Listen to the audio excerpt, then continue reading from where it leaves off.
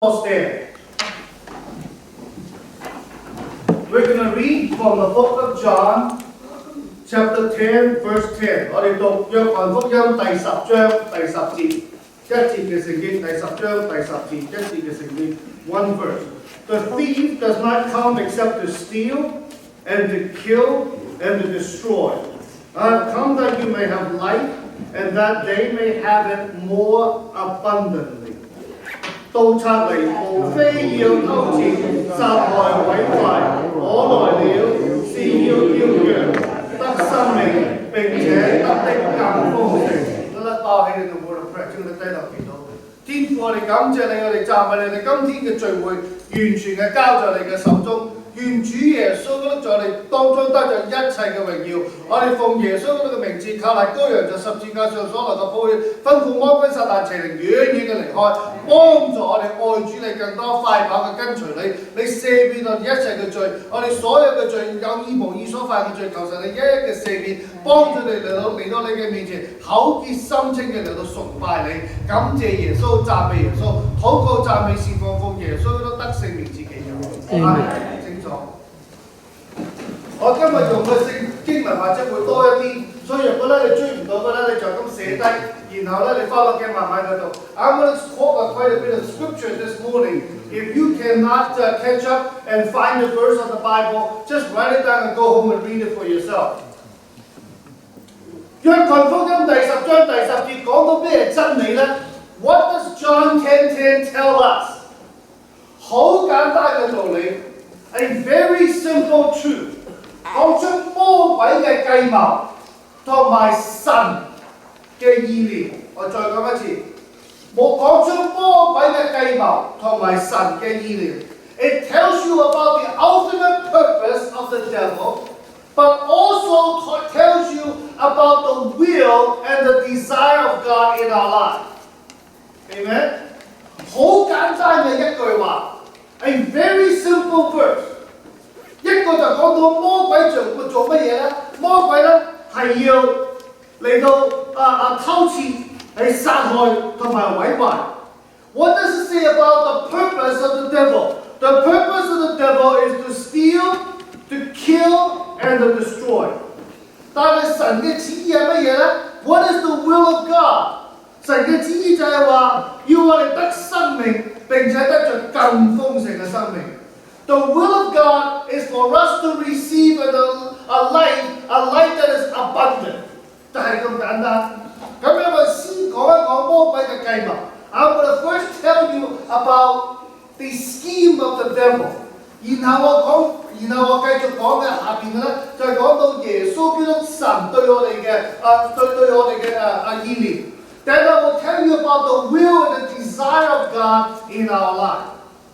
魔鬼嘅計謀，我哋聖經講到好清楚，就係話要偷竊、要殺害、要毀壞。The purpose of the devil is very simple, is to kill, to steal, and to destroy。但係我哋睇清楚咧，魔鬼點樣嚟到做呢3樣嘢咧 ？How did the devil kill and destroy and steal from us？ 我哋要注意到啊！魔鬼嘅計謀，魔鬼嘅方法點樣嚟到偷竊我哋？點樣嚟到毀壞我哋？點樣嚟到殺我哋咧？謀殺我哋咧？我哋要明白魔鬼嗰個計謀，魔鬼嗰個方法。We have to understand the scheme of the devil, but we also have to understand the method under which the devil uses to destroy our life. 有3點我要講出嚟嘅。There are 3 things that I want to point out. 如果你聽到嘅，你寫低下。The first thing I want to point out is that the devil destroys us by modifying, add or subtract, modifying the word of God. 魔鬼嘅計謀點樣嚟到毀壞我哋咧？就係話喺神嘅話語裏邊，佢改一改。點樣改咧？有時加啲。有時減啲 ，OK？ 嗱，我再講一次 ，I'm going to say it one more time。第一點 ，the devil destroy us by modifying the word of God, adding and subtracting from the word of God。呢個魔鬼嘅計謀點樣嚟到毀壞我哋咧？就係話將神嘅話語嚟到改咗，有時加啲，有時減啲。但係聖經點同我哋講咧 ？Let's read what the Bible have to say。我哋睇Deuteronomy， 睇申命記第4章第2節 ，Deuteronomy chapter 4 verse 2。如果你揾唔到嘅唔緊要，我讀俾你聽啊。Deuteronomy chapter 4 verse 2，申命記第4章第2節嗰度點講咧？所吩咐你們的話，你們不可加添，也不可刪減，好叫你們遵守我所吩咐的，就是耶和華你們神的命令。You shall not add to the word which I command you, nor take from it or subtract from it, that you may keep the commandment of the Lord your God which I command you。呢度講得好清楚，神話點啊？你唔好加，你唔好減。The Bible said very clearly, don't add to my word and don't subtract from my word。不但呢度講，我哋繼續睇，又係申命記 ，continue read in the book of Deuteronomy， 12章32節 ，Deuteronomy chapter 12 verse 32。嗰度講乜嘢咧？嗰度講話，凡我所吩咐的，你們都要謹守遵行，不可加添，不可刪減。Whatever I command you, be careful to observe it, that you shall not add to it, nor take away or subtract from it。我哋繼續睇，我讀到幾段聖經，我先至慢慢同大家分享下。箴言30章第5節同埋第6節 ，Proverbs chapter 30 verse 5 and 6。嗰度點講咧？神的言語句句都是煉淨的，投靠他的也變作他們的盾牌，即係耶和華會作我哋嘅盾牌。第6節嗰度點講咧？他的言語你不可加添，恐怕他責備你，你就顯明為說謊言的。Every word of God is pure. He is the shield to those who put their trust in him. Do not add to his word, lest he rebuke you and you be found a liar. Okay, 呢一度我要停一停。I'm going to stop here and explain this to you. 聖經講話，你唔好加神嘅話，神講嗰個字少唔能夠多一個字，唔能夠少一個字。Whatever God say, don't add one word, or don't subtract one word from it。但係你有冇睇清楚第6節點講 ？Did you pay attention to verse number 6？若果你加咗咧，你就變咗係説謊言的，或者係講大話嘅人。If verse 6 says，Lest you be found a liar. That means you are lying to people。嗱，你睇翻聖經點講咧？聖經講乜嘢？聖經講話魔鬼係咩啊？魔鬼係説謊人嘅父。What did the Bible say? The Bible said the devil is the father of lies. Amen？ 嗱，呢度啦，我就要講一講個真理啦。所以聖經講話，你加咗句話咧，你就變咗講大話，就好似跟隨魔鬼。So the Bible said here, if you add to the word of God, then you are following the devil and become a liar。喺邊度睇見咧？嗱，你翻屋企慢慢睇下。你go home and take a read it for yourself。喺創世記一開始嘅時候 ，in the beginning of the book of Genesis， 神對亞當夏娃點講啊？ What did God told Adam and Eve？ 神對亞當夏娃話：分別善惡樹你唔能夠食，分別善惡樹嘅果子你唔能夠食，你食咗嗰一日咧必定死。The Bible said that God told Adam and Eve, He said, the fruit from the tree of the knowledge of good and evil, you cannot eat. The day that you eat, you will surely die。呢個係 King James Version 啦 ，surely die。但係魔鬼咧，好似喺第3章，魔鬼就講咩咧？魔鬼就話不一定死。But the devil said, you shall not surely die。爭幾多個字啊？ many words is added? One 一個字，英文就 not， 中文就不，就係咁簡單。咁咪變咗乜嘢咧？加個字變咗乜嘢咧？好似呢個箴言講啦，加一個字咧，你就變咗跟隨魔鬼，好似魔鬼一同講大話。If you add one word, and just like what Proverbs said in 30 verse 6, saying that you become a liar and you are a follower of the devil because he is the father of lie, and you come along with him and lie as the devil lies. Amen? 所以咧呢個好重要，唔能夠加，唔能夠減，聖經講到明㗎。OK？ 嗱，我哋再睇最後一個經文，就係啟示錄第22章最尾啟示錄嘅最尾嘅一本書 ，Book of Revelation chapter 22。Book of Revelation chapter 22， 18節同埋19節 ，verse 18 and verse 19。我向一切聽見這書上預言的見證的作見證，若有人在這預言上加添什麼，神必將寫在這書上的災禍加在他身上。這書上的預言，若有人散去什麼，神必從這書上所寫的生命樹和聖城散去他的份。For I testify to everyone who hears the words of the prophecy of this book. If anyone adds to these things, God will add to him the plagues that are written in this book. If anyone takes away from the words of the book of this prophecy, God shall take away his part from the book of life, from the holy city, from the things which are written in this book. 由神一開始俾我哋十誡嘅時候，就嗌我哋唔好加唔好減。但係到最尾嘅啟示錄咧，神就再一次同我哋講：你哋唔好加，亦都唔好減。In the beginning, when God gave us the first the Ten Commandments, in the book of Deuteronomy, it already said don't add and don't subtract.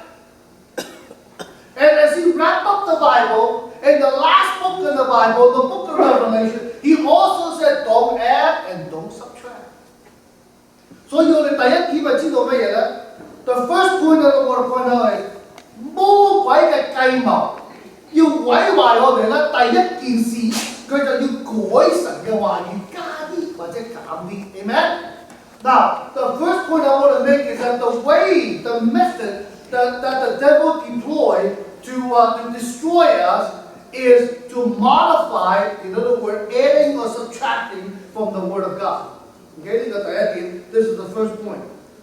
第二點 ，the second point I want to bring is that 魔鬼咧不單止加，不單止減，仲有魔鬼咧將神嘅話嚟到扭彎咗。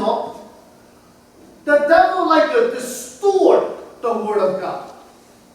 扭歪咗神嘅話，即係話咧，神係咁講，但係咧佢嘅解釋咧就另外一個解釋。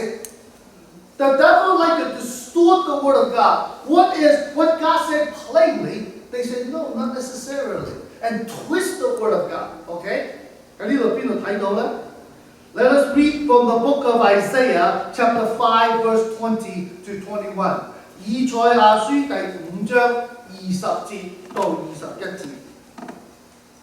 以賽亞書第5章20節到21節嗰度講咩咧？禍哉！那些稱為惡，稱惡為善，稱善為惡，以暗為光，以光為暗，以苦為甜，以甜為苦的人。禍哉！那些自以為有智慧，自看為通達的人。Woe to those who call evil good and good evil, but put darkness for light and light for darkness. Who put bitter for sweet and sweet for bitter. Woe to those who are wise in their own eyes and prudent in their own sight. 嗱，呢一件聖經點樣解咧 ？What does this verse tell us？ 好簡單，魔鬼咧中意將神嘅嘢咧嚟到扭扭，即係可以講得話，我好似講得話咧扭彎咗咁樣。What does this verse tell us is that the devil loves to distort the things of God。呢度講到點樣咧？呢一個咧就係話，若果一個人自以為聰明咧，佢就將神嘅嘢嚟到扭歪咗。呢個係21節嗰度講嘅。嗰啲人自以為聰明，自以為係通達嘅人。The people who think they're wise in their own eyes, or full of wisdom in their own eyes, or prudent in their own eyes, those are the people who distort the things of God。點樣嚟到扭歪神嘅嘢咧 ？How do they do it？ 聖經點講啊？聖經講到好明顯嘅喎。你讀嘅時候咧就讀得好簡單，但係咧，如果你睇下而家嘅社會咧，就好似聖經咁講。When you read this, it's a very simple verse, but often we neglect to understand it, and if we look at the society, then that's exactly what it is。呢個點講咧？以惡為善，稱善為惡；以暗為光，以光為暗；以苦為甜，以甜為苦。The Bible said they call evil good, and good they call evil. They call darkness light, and they call light darkness. They call bitter sweet, and they call sweet bitter. 而家呢個世界就係咁樣。This is exactly the way the world is today。你唔好以為呢一個國家係一個好守法嘅國家。Do not believe that this country is a country of law。我呢一句咧，我就中文我唔識點樣翻譯得㗎，完全我先講英文啦。This country is a legalistic country, but not a lawful country。聽得到嗎？呢一個國家咧係可以講法律，但係唔能夠行法律。你明我意思嘛？You understand what I mean? I don't know how to interpret it in Chinese. It's legalistic, but not lawful。就係咁簡單。明明殺咗人都可以。請幾個好有錢嘅律師，即係嗰啲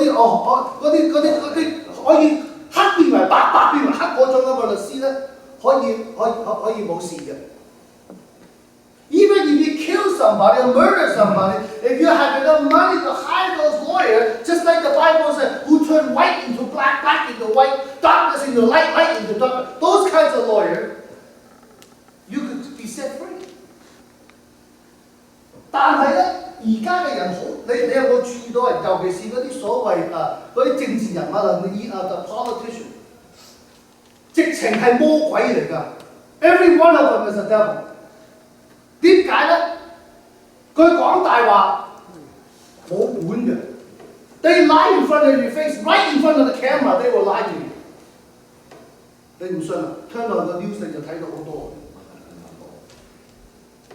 好精喎！啲人好精喎。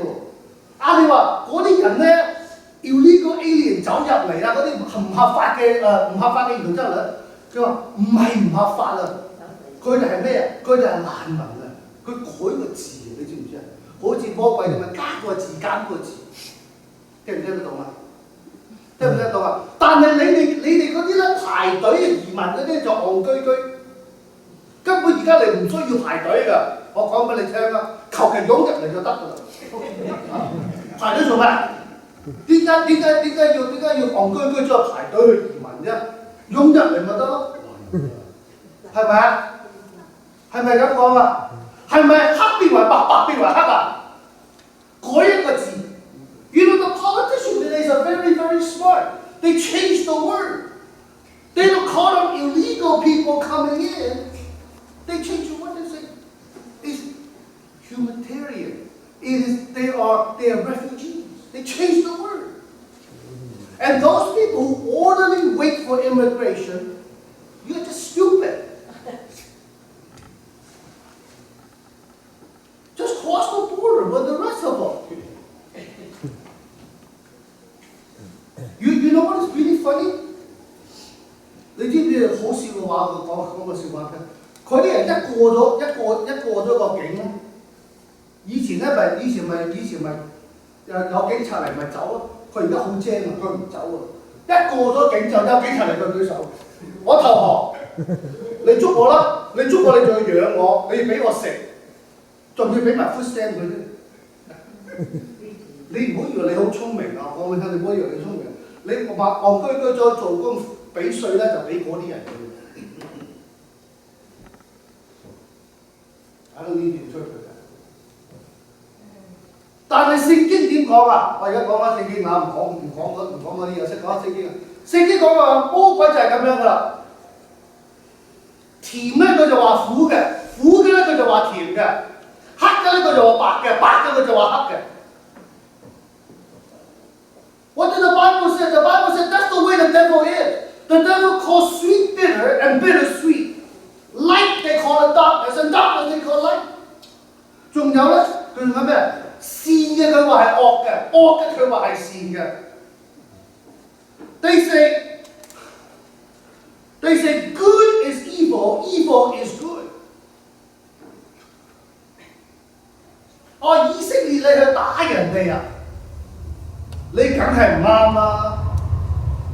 佢唔講埋下邊嗰句喎，佢唔講埋嗰啲遊擊隊掘個地窿走去打，走去以色列嗰邊喎，有冇咁嘅？講一半唔講一半嘅喎。Israel, you attack other people. Of course you are wrong, but they didn't tell you that the terrorists dug a tunnel into their territory. 嗱，點樣好咧？你去打人啱，但係咧佢有本事，佢點樣啱法咧？佢嗰啲人佢有本事咧，叫啲女人、叫啲細蚊仔包住個身炸彈走去爆死自己，爆埋隔離嗰啲人，咁樣就啱嘅喎。係咪黑變白，白變黑 ？They don't tell you that these people love to strap on to women and children and blow up themselves and the place around them. 我講一個好怪嘅事情俾你聽。上個禮拜，本來我諗唔到講呢度。上個禮拜我睇電視嘅時候咧，睇到嗰個所謂一個 Hamas 嗰個 founder 嗰個仔啊，唔知你有冇睇到？嗰個仔俾 TV interview. Last week I saw in a news clip, it's a Fox News, they interviewed the son of the founder of Hamas. 你嗰個仔講乜嘢？佢個仔講話，以色列係一個民主嘅國家。我老豆所開始嘅工作咧，係一班恐怖嘅分子。佢個仔自己講，唔係人哋講。The son of the founder of Hamas said Israel is a democratic country, but Hamas is a terrorist group. 但係而家啲嘢咧就黑變咗白，白變咗黑。But right now, the white become black, black become white. It doesn't make sense anymore. 第三點 ，the third thing。第三點咧就魔鬼要你懷疑神嘅話語，或者唔等候神嘅話語。The devil wants you to doubt the word of God, or alternatively, wants you to lose patience with the word of God. Amen？ 呢個第三點啊。點樣？呢一個咧就好長嘅故事，你講一講啊。OK，I'm going to use a long story to tell you。你要翻屋企慢慢嘅睇，你翻屋企慢慢 go home and read it for yourself from Genesis 12 to 18。由創世記由12章到18章嗰度，到21章就唔到21章，又 from 12 to 21 from 12 to 21。呢個故事講乜嘢咧？What does story tell us? What the devil want to do? 喺12章嘅時候 ，in chapter 12 of book of Genesis，神應許亞伯拉罕嗰個先叫做亞伯蘭，神應許亞伯拉罕成為一個好大嘅國家，成為一個世界上嘅祝福。In the chapter 12 of the book of Genesis, God promised Abram, it was Abraham before he was called Abram, that he will be a great nation, that he will be a blessing unto the world, unto all the nations. 咁樣咧嗰陣時12章第4節嗰度講 ，chapter 12 verse 4嗰度講，亞伯蘭嗰陣時係75歲。That time Abram was 75 years old. Okay, 75 years old. 咁若果神應許過佢話你做一個好你做一個大嘅國興起你做一個大國嘅之父咁樣啊，萬國之父。If God promised Abram that he's going to be the father of many nations, right? 但係嗰陣時佢75歲，一個仔都冇。At that time, he's 75 years old and without a son. 但係聖經講話亞伯蘭信神。But the Bible said Abram believed God and was counted for his righteousness. 就當為佢嘅義，成為佢嘅義。但係你唔好以為亞伯拉罕有咩咁大嘅信心。But you don't think that Abraham has a really great faith. 其實你睇清楚咧，亞伯蘭同你同我差唔多嘅啫，有高有低，有時信有時唔信，有時都有壞。But Abram is just like us, sometimes up, sometimes down, sometimes he believes very strongly, and sometimes he have doubt. 咁佢就同神講啦，佢話同神講佢話。我點樣可以得着呢個應許咧？因為我一個仔都冇。And he asked God, he said, how can I realize this promise? Because I don't even have one son. 但係亞伯蘭咧，同你同我有一個唔同啊，佢都叫做點講啊？都好有耐性啊。You know, Abram, unlike me, is very patient. 啊，如果問我咧，我就。如果今日神應佢聽日唔嚟咧，我就坐唔定啦，係嘛？唔知你會唔會咁啊？我會係咁啊。但係亞伯蘭咧等咗10年 ，but Abram waited 10 years and believed in the promise of God. After 10 years, 10年之後就點咧？10年之後咧就話佢個撒拉咧就話，不如咧你同我個婢女夏甲去生個仔啦，咁咧佢就生咗以實瑪利出嚟。After 10 years, Sarah, his wife, said, "Why don't you just go and have a son by my maidservant Hagar?" And therefore Ishmael is born. Ishmael was born. 我點解知道佢等咗10年咧 ？How do I know that it will be 10 years？ 因為聖經嗰度講係創世記16章16節。In book of Genesis chapter 16 verse 16， 佢話以實瑪利 Ishmael， 以實瑪利出世嘅時候咧，亞伯蘭86歲。He said when Ishmael is born, Abram was 86 years old. OK， 姊妹們，要幾耐先生到個仔出嚟啊 ？Sister。How long does it take to have a baby? 9 months at least, right? 最少9個月，係咪？聖經冇講話佢早產啊嚇，所以我諗佢唔會早產啊。佢86歲生咗個仔出嚟，即係話佢同夏甲有關係嘅時候係佢85歲，足足等咗10年。75歲到85歲。That is to say that when the son is born, Ishmael was born, he was 86 years old. That means he had relations with Hagar when he was 85 years old. From 75 to 85, 10 years he waited. Amen? 10 years he waited. 呢個亞伯拉罕都算叫做有忍耐性係嘛？ You could say that Abram is actually quite patient. 但係到21章嗰度點講咧？後尾神話呢個唔係我嘅應許啊，一係喺你同埋撒拉出嚟嗰個先至係我嘅應許。So God said, no, this is not my promise. My promise must come from you and Sarah. 我章嘅時候 ，when we see in chapter 21, verse number 5第5節，嗰度講乜嘢啊？亞伯蘭生以撒嘅時候係100歲。When Isaac is born to Abraham, Abraham was 100 years old. 神嘅應許足足要亞伯拉罕等25年，最少等24年。24年佢老婆先至懷孕。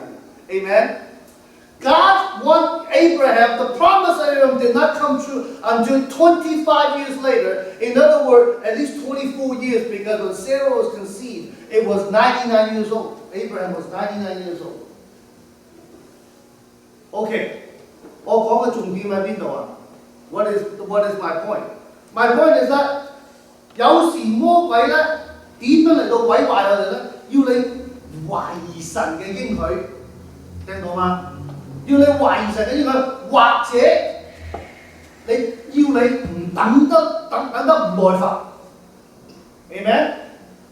The devil like to destroy us by setting doubt in our mind about the promise of God, or alternatively, have us lose patience with the promise of God.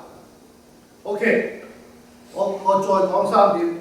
魔鬼點樣嚟到毀壞我哋 ？What is the method under which the devil like to destroy us? 第一 ，first thing, he like to modify and subtract to the word of God. 佢中意改一改神嘅話語，加啲減啲 ，amen。第二，魔鬼中意將神嘅話嚟到即係講嚟到即係點樣講？嚟到搞彎咗，扭轉咗神嘅話語。The devil loves to distort the word of God. Amen. 第三，魔鬼要我哋懷疑神嘅應許。或者嚟到即係冇忍耐嘅嚟到等神嘅應許。The third thing is that the devil want us to doubt the word of God or doubt the promise of God, or alternatively lose patience with the promise of God. OK？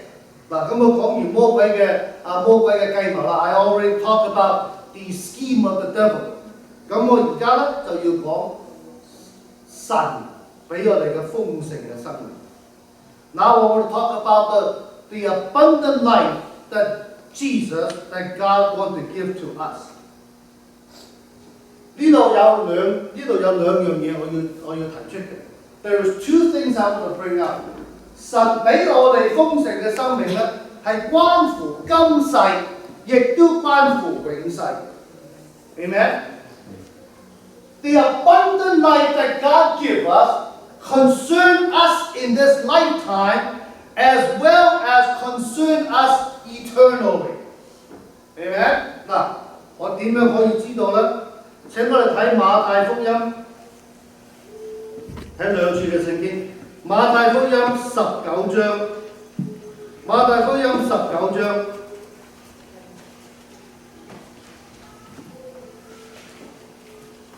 29節 Matthew 19:29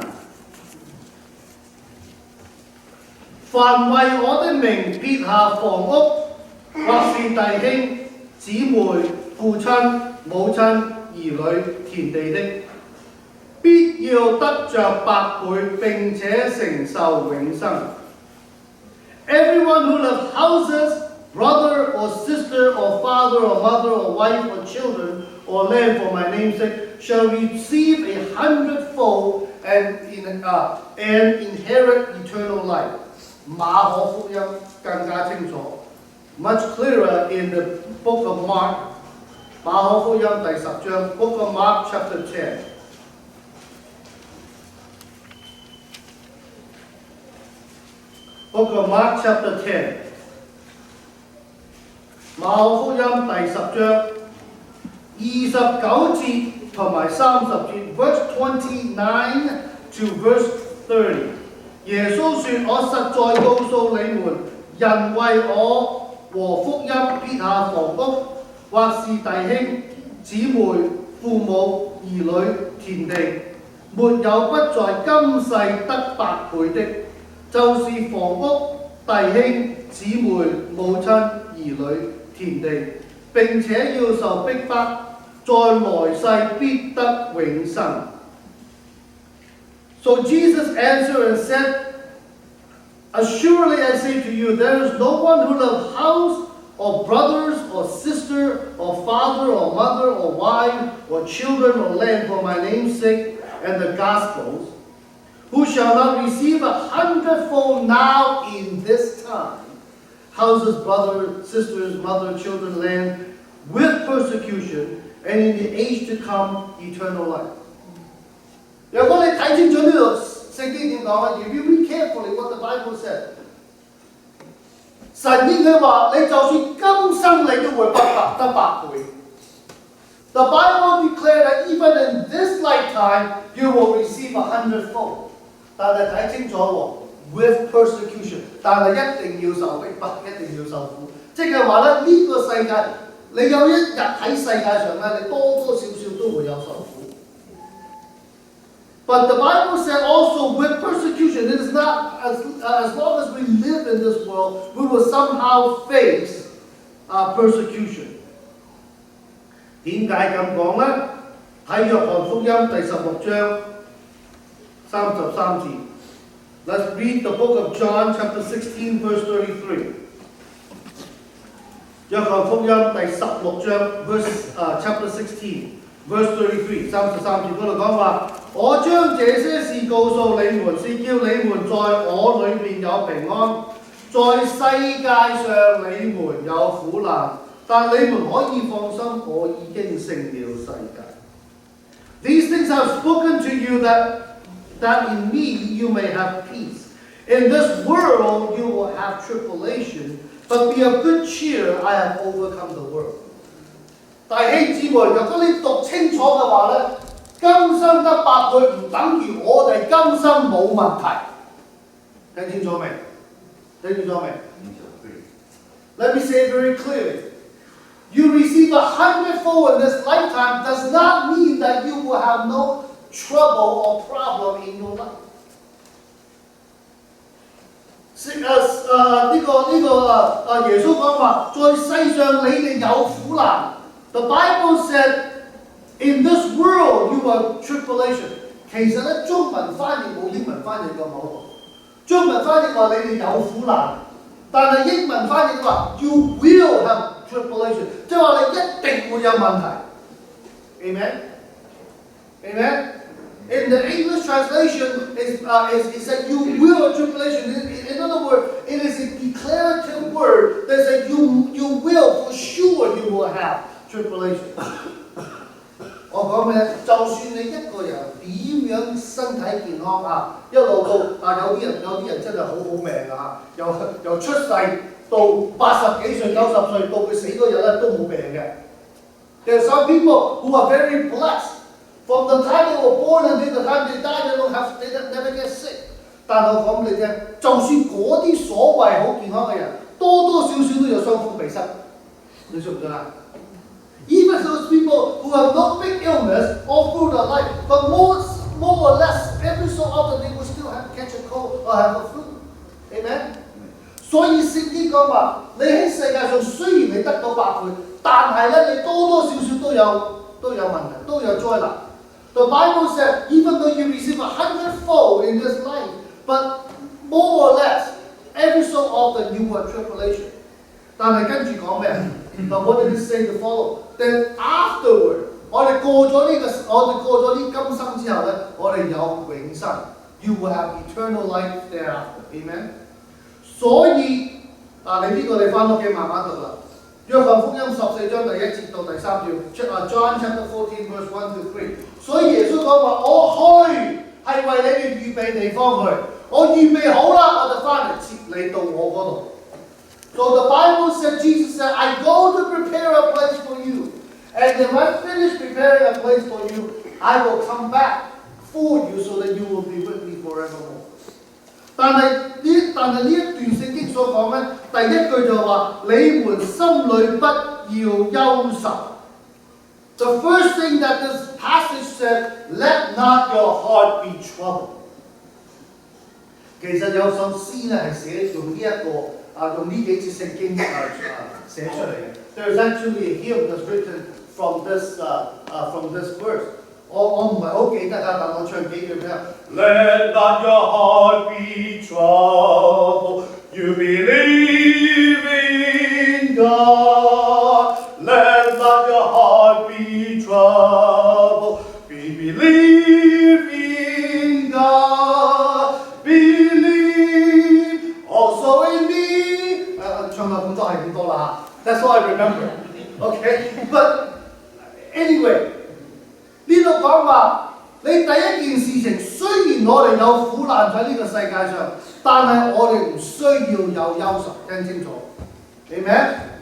Even though we're tribulation in this world, but our heart shall not be troubled. 所以咧，聖經講句好得意嘅話語啊！如果你睇聖經，你越讀越有味道。聖經講話，神俾佢所愛嘅人咧。有一個美好嘅歲月。So the more you read the Bible, the more you desire. So God gave His beloved sleep. 我講俾你聽咧，真嘅基督徒咧，我無論天大嘅事，我包你瞓得着。If you are a true Christian, I don't care what kind of pressure or problem you have, you will have a good night's sleep. 我記得呢度講個笑話俾大家聽嘅。我個二哥咧，即係去咗世個二哥 the second brother that I have, he now left the world and be with the Lord. 佢有一個好處 he has a blessing. 你估佢咩好處咧？好快瞓着覺。He sleep very easily and soundly. 我有一次我記得我哋去一齊去 vacation。I remember one time we go on vacation together。嗰陣時咧冇乜錢，所以咧就即係幾家人執埋2、3個房咁樣啊。So we didn't have much money, so big families crammed into one room。我大家姐咧就最唔容易瞓覺嘅。So my older sister 咧 ，she sleep very lightly。佢哋點樣咧？佢哋就你唔好瞓住。佢同我二哥講：你唔好瞓住，等我瞓着先，你先好瞓。So he would tell my brother Stephen, he said, "Don't sleep yet, let me sleep first, and then you can sleep." So my brother said, "Okay." 但係咧，佢一搭落張床咧，唔夠30秒就瞓着咗，瞓着咗咧，唔夠45秒咧就開始出聲啦。Within 30 seconds, he fall asleep. Within 45 seconds, he start making very interesting noise. He's singing like a choir. 佢嗰啲聲咧，好似你啲音樂團隊咁樣，有高音有低音。你知道我哋邊？但係咧，但係聖經講咩？聖經講話神俾佢所愛嘅人有好嘅歲月。But the Bible said what?The Bible said God gave His beloved sleep. Amen. 所以我哋知道我哋今生有百倍，今生有好嘅有好嘅祝福，但係將來有永生。呢個咧就係所謂耶穌基督所講嘅豐盛嘅生命，係關乎今生，亦都關乎將來。Amen. When Jesus said abundant life, He means that you will have an abundant life in this lifetime, but you also will have eternal life. 但係所謂豐盛嘅生命喺呢個世界上所謂嘅豐盛生命，唔等於話你好有錢啊！唔好搞錯啊！係等於咧你個心裏邊冇憂愁，明唔明？聽清楚啊！你個心裏邊冇憂愁。When Jesus said abundant life in this lifetime, it doesn't mean that you will be super rich. That's not the point. The point is your heart will not be troubled. Let not your heart be troubled. Amen? 所以你要了解呢一個。OK， 我講一個古仔就做個結論啦。I'm going to tell you a story in the Bible, a Bible story, and then I'm going to end this sermon. 我首先講魔鬼嘅目的係乜嘢 ？What is the scheme of the devil？ 魔鬼要毀壞我哋。The scheme of the devil is to destroy us。但係神嘅意思係咩咧 ？What is the will of God？ 神嘅意念係俾我哋有豐盛嘅生命 ，Amen？What God want to give us is an abundant life。但係咧，呢個豐盛嘅生命咧，唔在乎我哋嘅眼光，聽清楚啊！唔在乎我哋人嘅眼光，係在乎神嘅睇法。This abundant life does not depend on our own understanding and our own wisdom, but dependent on the providence of God. OK， 我講一個聖經嘅故仔俾你聽。I tell you a biblical story。喺創世記12章13章嗰度揾得，12章13章14章嗰度揾到嘅。You could find it in Genesis 12, 13 and 14。呢個故仔講咩咧？呢個故仔講咩咧 ？What does the story tell you？ 有兩個人物 ，There's two people。一個就係亞伯拉罕，一個就係羅德。The story is about Abraham and his nephew Lot。聖經講話，佢哋兩個人咧都呢個咧就呢個我先講一講亞伯拉罕啦。有啲時候咧，你唔好以為咧你唔好以為信心嘅道路咧係一朝可以點樣講即係一日可以成功嘅。You know the journey of faith is a long journey. It doesn't happen overnight. 我先講亞伯拉罕咧，佢得到神嘅應許係咪？神話要佢成為多國嘅父係咪 ？Abraham received a promise of God that he will be a father of many nations。但係跟住講咩咧？跟住咧12章由1節到第3節 ，Genesis 12, 1 through 3，神就俾個應許 God gave him the promise。唔夠10零節嘅聖經 ，only a few verses later， 喺第10節到20節 ，from verse 10 to verse 20， 講乜嘢啊？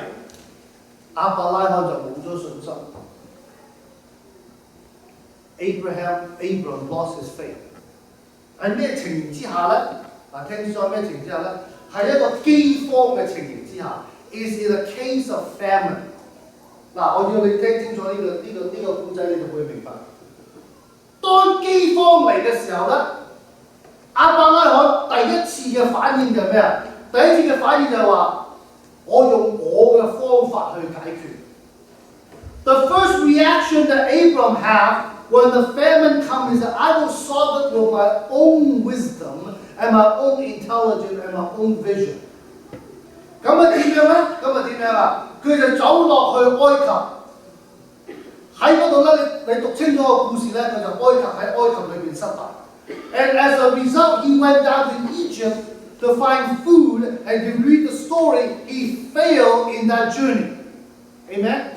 但係亞伯拉罕有個好處，亞伯蘭有個好處 ，but Abram has a good thing。英文講我唔知中文點樣講，英文講就 fool me once and shame on you。Fool me twice and shame on me， 係咪啊？但係亞伯蘭咧就錯咗一次咧，佢下一次就唔再錯。聽清楚未 ？Abram made one mistake, the second time he doesn't make the same mistake。OK， 但係羅德咧錯咗又再錯 ，but Lot made a mistake once, but continue to make the same mistake。點樣咁樣解釋咧？你繼續讀個古仔係點樣咧？讀個古仔咧就佢兩個人都好有錢。Both Lot and Abram are very rich。佢個羊群牛群太多 ，there are too many cows, too many sheep。咁羅德就話：呢個地唔夠大啦 ，This land is not big enough for the two of us。咁亞伯蘭就同佢講話：阿侄仔啊！你向邊我就去相反嘅方向，你向東我就向西。So Abram said, "Okay, I'll let you choose first. Whatever you choose, I will go the opposite direction. But I'll let you choose first. If you go to the east, I go to the west." 嗱呢個就睇眼光啦嚇。初第一次亞伯蘭睇嘅眼光就以為埃及有得食，係咪？The first time Abraham thought that Egypt had food to address the issue of famine。今次咧，羅德係點樣？羅德睇見乜嘢？羅德睇見所多瑪嘅城咧，好滋潤，係一個平原，好多水。So Lot saw the city of Sodom and say it is a plain. It is the Bible describes it as a plain. In other words, it is well watered. That's what the Bible says, well watered. 因為佢牛羊好多，所以咧要揾水嚟飲。所以咧我諗佢咁樣諗啊，話如果去嗰度放羊放牛咧，我就發達啦。係咪咁嘅諗法 ？So he's a big herd. He has a big herd. He has a lot of cattle, a lot of sheep. So he thought, if I go there, there's well-watered place, then I would become rich. 但係個問題係咩嘢咧？個問題咧，所多瑪同埋俄摩拉咧，都係神要毀滅嘅地方。But the problem is Sodom and Gomorrah will eventually be a place that God will destroy. OK？ 其實咧，神好有恩惠㗎嚇，你聽清楚啲，你聽清楚呢個神好有恩典嘅嚇。其實神已經俾羅德得到一個警號㗎啦。Actually, God is full of mercy. God gave Lot a warning before the destruction of the city. 點解咁樣睇咧？你睇嗰個大約13章尾14章嗰度嘅聖經。If you read it, late 13 and early chapter 14咧，點樣講啊？14章我點講啊？有幾個皇帝一齊去打所多瑪呢個王，佢打贏咗呢3-4個皇帝，打贏咗呢個仗咧。呢個所多瑪嘅王咧俾佢擄去咗，但係聖經講咩咧？羅德都俾佢擄埋，羅德同埋佢家人都俾佢擄埋。Amen？嗱 ，in chapter 14, it says several kings, I think 3 or 4 kings gathered together to fight against the king of Sodom, and they won the battle, and the king of Sodom was taken captive along with Lot and his family and all his possessions. 但係點樣咧？亞伯蘭聽到嘅時候，佢揾318個啊！呢個你要睇清楚啊！等我睇下喺邊度先。14章14節 ，Chapter 14 verse 14 ，Genesis 14 verse 14。亞伯蘭出去同一班皇帝幾個好大嘅軍隊去打仗，佢用咗幾多人啊？318個人。Abram go against a big army of several kings with how many people? The Bible said 318. 318個人根本就冇可能打得贏。如果你用人嘅諗法 ，if you use man's logic, there's no way he could win。但係聖經講乜嘢？聖經佢話佢不但止打贏仗，佢仲將所有佢哋擄去嘅嘢拎翻嚟。Not only did he win, he took all of the stuff that was taken captive, he brought it all back. Amen? OK， 我停喺呢度先。若果你係羅德，你會唔會再住喺所多瑪呢？ Let me ask you a question. If you were Lot, would you continue to live in Sodom? 嗱，我頭先講乜嘢？我頭先講話亞伯蘭去咗埃及，佢學識咗，佢就住喺邊度？佢住喺山上，唔係一個好嘅地方，佢住喺山上。Amen? Abram, I said earlier, learned a lesson. The first time he went down to Egypt and it failed, and now he lives in the mountain. Not a very good place. Amen? 但係羅德咧，神俾佢一個警告，喂，你好走咯喎！今次救你翻嚟啦，聽清楚啦！今次救咗羅德翻嚟，佢羅德所有嘅擁有都俾亞伯蘭攞翻嚟。嗱，pay attention 啦。When Abram go rescue Lot, all that Lot has, all his possession was recaptured. 但係如果你繼續讀落去咧 ，if you continue to read the story， 當所多瑪俄摩拉被毀滅嘅時候 ，when the Sodom and Gomorrah was destroyed， 羅德有啲乜嘢啊？羅德赤身嘅離開所多瑪。Lot left Sodom with nothing, absolutely nothing except the clothes on his body. 羅德離開所多瑪嘅時候，除咗佢所着住嘅衫，可以講話一個細嘅包袱之外，乜嘢都攞唔走。弟兄姊妹啊，你話神恩唔恩待羅德咧 ？Do you think God is merciful to Lot？ 我話神恩待羅德，已經俾咗你一個警號，但係你唔聽，錯咗一次唔緊要，第二次繼續去錯，聽得懂嘛？Actually, God was merciful, gave Lot a warning. The first time he was taken captive, he should learn the lesson and not dwell in the city of Sodom again. 若果佢嗰陣時精精地跟住亞伯蘭一住喺山上咧，就冇事。Amen?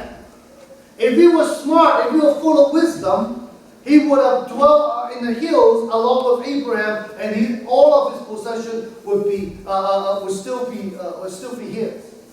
Okay, 呢個結論係乜嘢咧 ？What is the conclusion？ 個結論就係話豐盛嘅生命。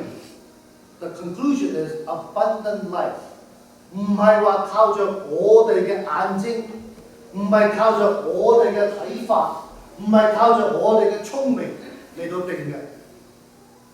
Abundant life is not set by our own vision, our own wisdom, and our own foresight。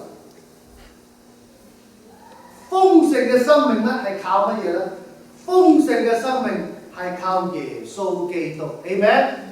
Abundant life is depend upon Jesus。有時候豐盛嘅生命唔等於我哋住喺一個好繁榮嘅城市，好似所多瑪咁樣。豐盛嘅生命係好似亞伯拉罕喺山上都係有一個豐盛嘅生命。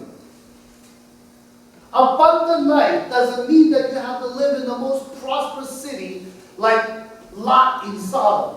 Even you live in the hills like Abraham, you should still have an abundant life. Amen?OK， 點解我今日要講道先至擘餅咧 ？Why do I preach before I have the communion? Normally it's the other way around。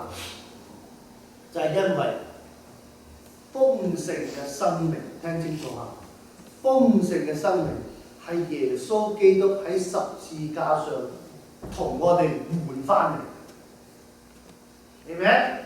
Abundant life that we Christians enjoy。is bought and purchased by Jesus Christ shedding his blood on the cross. Amen? 所以你今日嚟到擘餅飲杯嘅時候，我哋要紀念到神差派佢嘅獨生子嚟到呢個世界上，為乜嘢目的啊？係為賜俾我哋豐盛嘅生命。Amen? So when we partake of the communion this morning,I want you to remember that the Heavenly Father loved us so very much that He sent His only begotten Son into this world so that we can have life and life more abundantly. Amen? 所以我哋要記得神俾我哋嘅先至真正豐盛嘅生命。Only God can give us the true abundant life.我哋請Philip 出嚟幫我哋擘餅嚟到分餅。